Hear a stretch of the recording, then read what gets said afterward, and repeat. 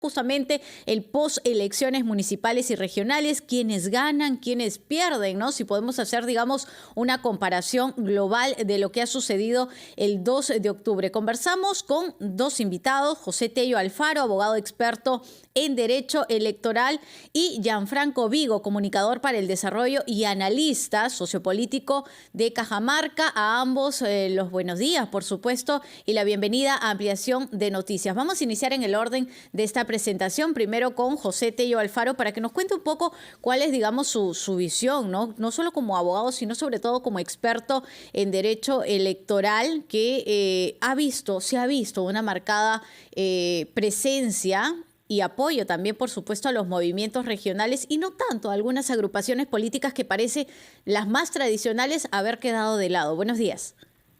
Buenos días, Joana, es un gusto estar con ustedes y efectivamente vemos nuevamente un posicionamiento del movimiento regional en estas elecciones subnacionales.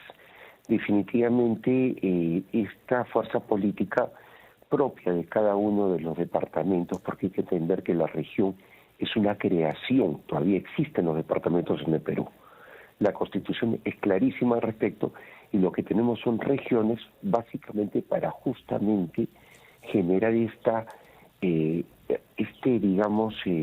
punto medio entre el gobierno nacional y el gobierno local municipal, que es el gobierno regional.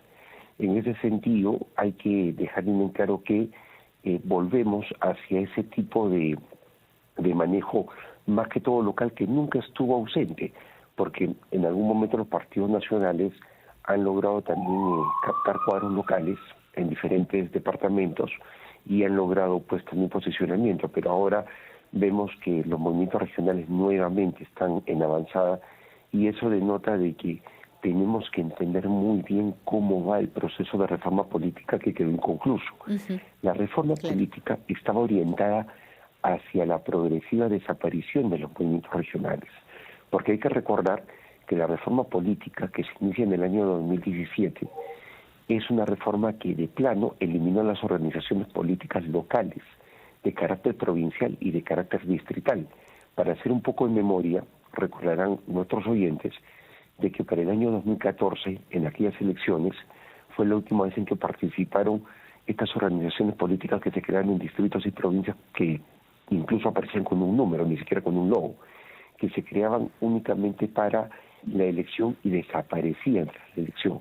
Entonces, eso desaparece con la reforma del año 2017 y para el 2018 ya no se da, pero sí se mantienen los movimientos regionales y estos son los que todavía están vigentes y, contrario al sentido de la reforma política, más fortalecido frente a los partidos nacionales que yo creo que están recibiendo un pago de la factura de este problema que existe entre Ejecutivo y Legislativo, donde se percibe claramente pues, que los partidos nacionales pues están enfrentados al gobierno. Bueno, que vemos ellos, ¿no?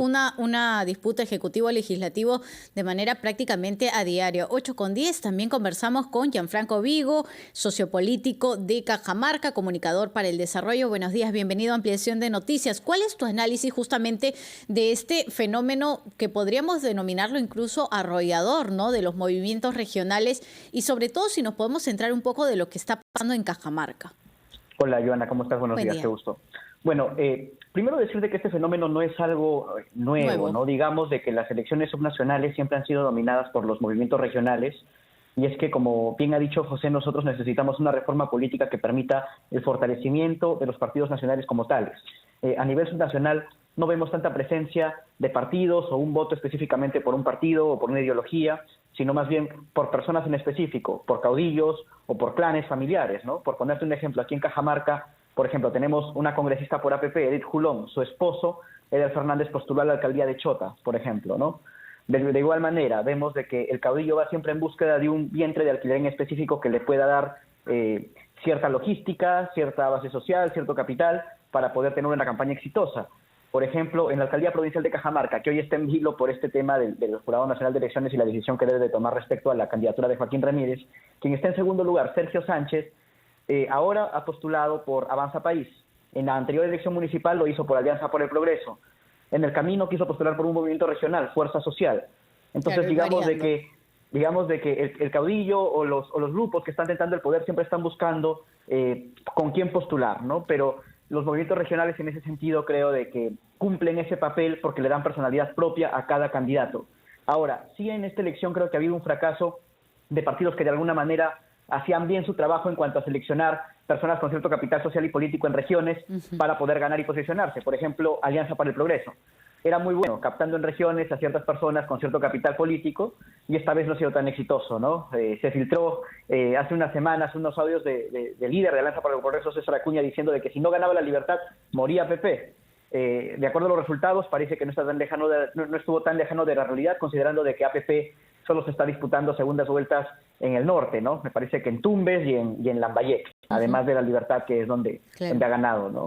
Perú Libre, en ese sentido, como un proyecto de partido nacional, digamos que también ha fracasado, ¿no? Siempre se dice que el partido de gobierno en elecciones nacionales posteriores, digamos que tampoco fue tan exitoso, ¿no? Pero bueno, no podemos comparar a Perú Libre, que sí es un proyecto político nacional, de partido nacional, con Peruanos por el Cambio, por ejemplo, ¿no? Que solo fue, pues, como una organización de amigos que le puso el nombre de su líder del partido para postular a la presidencia, ¿no? Claro, lo que sucede con los partidos, digamos, oficialistas o los que están de turno es que tienen el reflejo de lo que viene realizando justamente el presidente de turno. Pero te pregunto ahora, José, a ti, ¿no?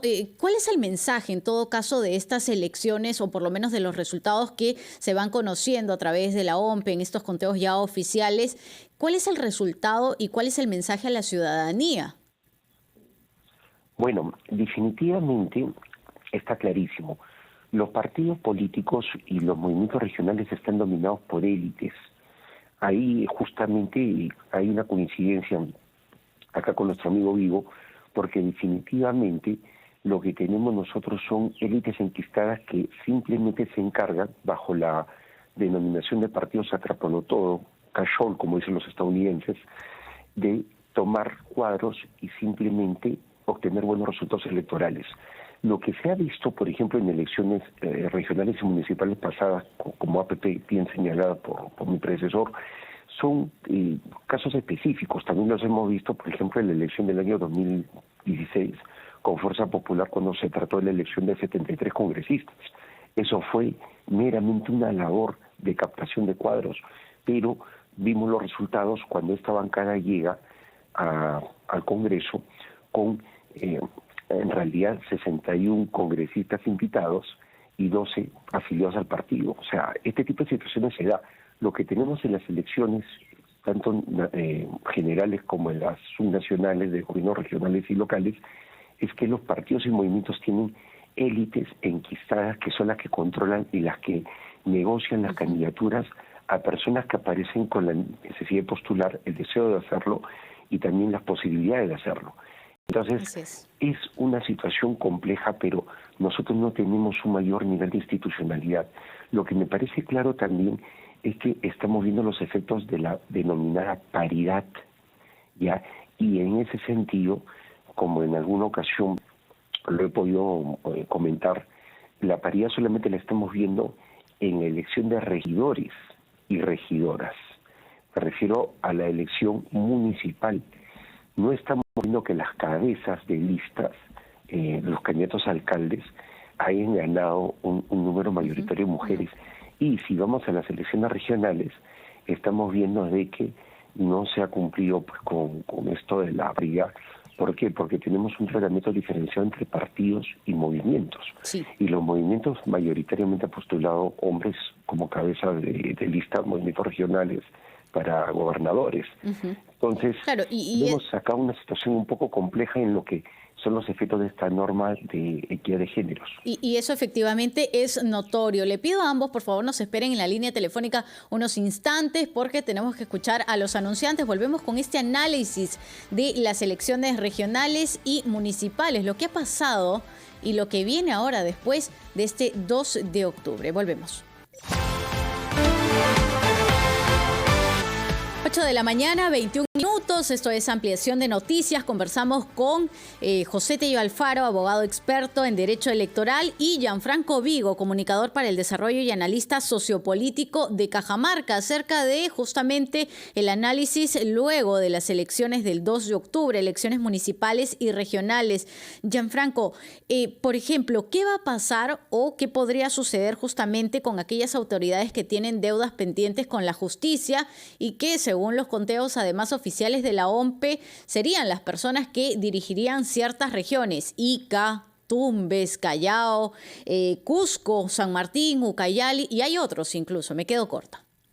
Sí, bueno, hace poco me preguntaban si es que a veces estas autoridades que pueden tener cuestionamientos éticos o, como tú dices, pendientes con la justicia, podrían perder cierta legitimidad. Bueno, ya hace un tiempo Eduardo Dayán nos hablaba de que somos un poco demócratas precarios, ¿no? Nuestros valores democráticos se ajustan o dependen de la afinidad política que tengamos con la persona que esté en el poder. En ese sentido, digamos de que las leyes nos ofrecen ciertos mecanismos para activar, por ejemplo, procesos de vacancia cuando existen ciertos pendientes con la justicia, pero habrá un sector oficialista que seguramente sabrá defender a su candidato con uñas y dientes en ese caso, o también habrá una oposición que se esforzará en llevar adelante estos procesos o una revocatoria, ¿no?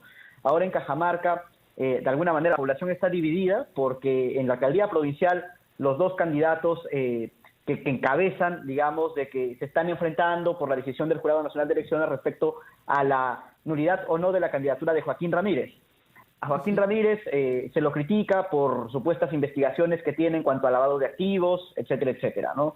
Digamos de que él ha sido el más votado, con más de 55,000 votos, es una de las votaciones más altas en la alcaldía provincial de Cajamarca en los últimos 20 años, entonces tiene una base social que actualmente lo defiende, mientras que la candidatura que ha quedado en segundo lugar, la de Sergio Sánchez, también se está movilizando, pidiendo al Jurado Nacional de Elecciones que ratifique la decisión del Jurado Electoral Especial de declarar la nulidad de todas las candidaturas de Cajamarca Siempre Verde. Entonces, hay una polarización, pero nuevamente vemos de que nuestros valores democráticos dependen de la orilla ideológica o del partido con el que somos más afines, ¿no? Claro, tiene además una aprobación grande, tiene una aprobación alta, es decir, los ciudadanos han acudido a las urnas y lo han elegido. En efecto, y ese es ahora el gran debate que se da en Cajamarca, ¿no? Pero bueno, yo siempre digo de que lo que hay que respetar es las instituciones y lo que hay que esperar es la última decisión del Jurado Nacional de Elecciones de que tiene que ser acatada a como dé lugar, ¿no? Pero ahora ese es el problema de legitimidad que enfrenta la Municipalidad Provincial de Cajamarca. Bueno, vamos a estar atentos ahí. José Tello, hay un tema pendiente también y es el hecho de que siempre se trata de impulsar la participación de los jóvenes en ya sea los movimientos regionales, sea los partidos políticos, pero ¿qué pasa además? Porque estamos viendo autoridades que apenas superan los 20 años y hay que tener responsabilidad, pero también hay que tener experiencia para estos tipos de cargos, ¿no? Nos referimos a ya sea alcaldes o tenientes alcaldes o incluso también regidores. ¿Cómo podemos mirar? Y si es que en todo caso también estamos fallando nosotros, ¿no? Como ciudadanos, al decir esta persona quizá de 20 años no sea la más adecuada, como ya se ha venido escuchando en algunos comentarios de distintos expertos que, si bien es cierto, apoyan al grupo joven, no apoyan, digamos, que sean tan jóvenes porque hay un cierto temor, sobre todo ligado a la experiencia. Muy bien, es interesante, me gustaría acotar algo a lo que dijo Gianfranco, que es el caso de Cajamarca Siempre Verde. Ese movimiento regional tiene una judicialización, o sea, ha tenido procesos de acciones de amparo, que seguro Gianfranco conoce, porque bueno, es un tema que se hubo popular allá en la región, pero sí hay que tener en cuenta que muchos partidos y movimientos tienen problemas de esta naturaleza, cuando las élites partidarias se enfrentan abiertamente y no dudan en judicializar sus problemas internos y generar serios problemas en estas instituciones que ya de por sí son precarias, porque en eso creo que hay una coincidencia, hablamos de una precariedad. Y ahora, específicamente también quería mencionar algo, el tema de la corrupción en el Perú está normalizado y es un problema serio, porque nosotros, la verdad, siendo caudillistas, porque ese también es un punto a tocar, tenemos una democracia precaria, más nos jalamos hacia el caudillo que hacia el demócrata que busca consensos, nos gusta siempre la figura de ese gobernante autoritario.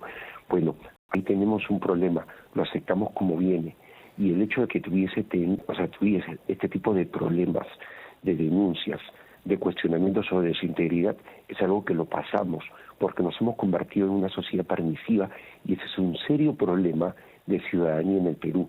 Pero yendo hacia lo que tú preguntas específicamente, que es los jóvenes, el tema etario, la Convención Americana de Derechos Humanos establece que hay dos límites para el derecho a participación política. El penal, cuando está regulado esto en las normas penales, las leyes que restringen los derechos, inhabilitan, y por otro lado el etario, el de la edad. ¿Por qué? Porque sí se pueden colocar límites para el ejercicio de determinados cargos. Por ejemplo, para ser congresista de la República necesita 25 años, para ser presidente de la República 35. Si vamos hacia el modelo bicameral de la Constitución del 79, para ser senador también requería de 35 años. Hoy en día, para ser alcalde o regidor no requiere ningún límite de edad y en principio puede hacerlo desde los 18 años, porque incluso existe la denominada cuota joven entre los 18 y 29 años, en lo que se refiere a buscar la participación política de los jóvenes. Me parece que esto tendría que analizarse bien, porque de hecho pues que lo que se busca también con este tipo de normas, que son las de cuotas, es incluir a sectores de la sociedad que tienen problemas de participación política. Y muchas veces los jóvenes venían siendo relegados en la participación política hasta antes que aparezca esta cuota. Hay que señalar que, por ejemplo, esta cuota hoy en día no asegura que el joven llegue a ser autoridad, porque también lo siguen colocando en algunos casos al final de la lista, con lo cual, teniendo el orden de ubicación de las candidaturas, no llegan a ser electos. Porque hay que recordar que la elección municipal, por ejemplo, cuenta el orden de ubicación de la lista. Sí, efectivamente, ¿no? Se les incluye como para cumplir la norma, pero en la forma y en el fondo se les deja siempre en el fondo. Muchas gracias a ambos por este análisis de las elecciones municipales y regionales. Muchas gracias a Gianfranco Vigo, comunicador para el desarrollo y analista sociopolítico de Cajamarca, y también a José Tello Alfaro, abogado experto en derecho electoral. Son las 8:20.